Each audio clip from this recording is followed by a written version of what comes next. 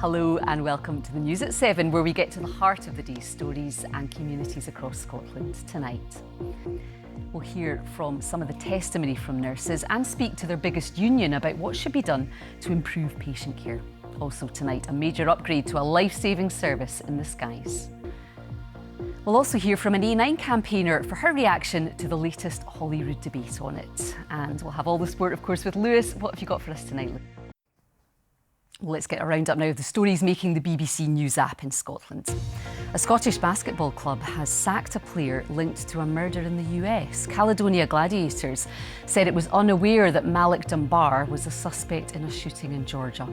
The widow of a man killed in an explosion at a recycling centre in Perth is backing calls for a safety review there following a fourth blaze in 4 years. Scottish Conservative group leader on Glasgow City Council, Thomas Kerr, has defected to Reform UK, led by Nigel Farage. The Conservatives have described it as very disappointing.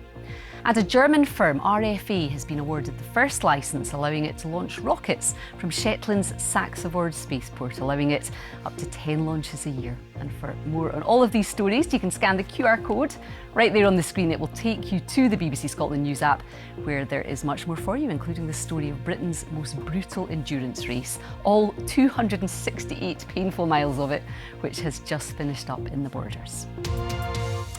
Now, the Scottish Government's target to dual the A9 by 2035 was questioned today in a debate on the issue in the Scottish Parliament. Fergus Ewing challenged Fiona Hislop, the Cabinet Secretary for Transport, on how long it could take if each section is dealt with individually. Now, plans to accelerate the project have been rejected by Transport Scotland over concerns it wouldn't save any time. Here's some of the exchange at Holyrood today. And how have you noticed your scene changing over recent years, especially as Celtic Connections has grown so much, hasn't it, and really evolved over the years?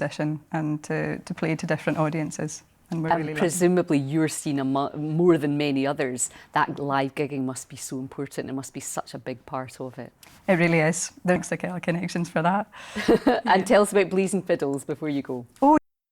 Kristen Harvey there from the band Farah, who'll be performing at the Barrowlands next Friday night as part of Celtic Connections. Right, weather time now.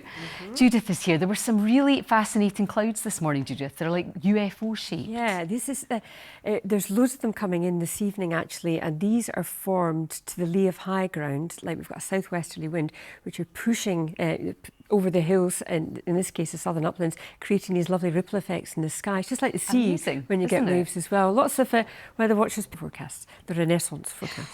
Thank you to you and your Renaissance sky. And before we go, a quick reminder that our email address is news7@bbc.co.uk. We'd love to hear from you. That is it from us for tonight. Thank you so much for being with us. We're back tomorrow at 7 when we'll be speaking to a team of rowers hoping to become the first all-female Scottish team to ever row across an ocean. Join us then. Bye-bye for now.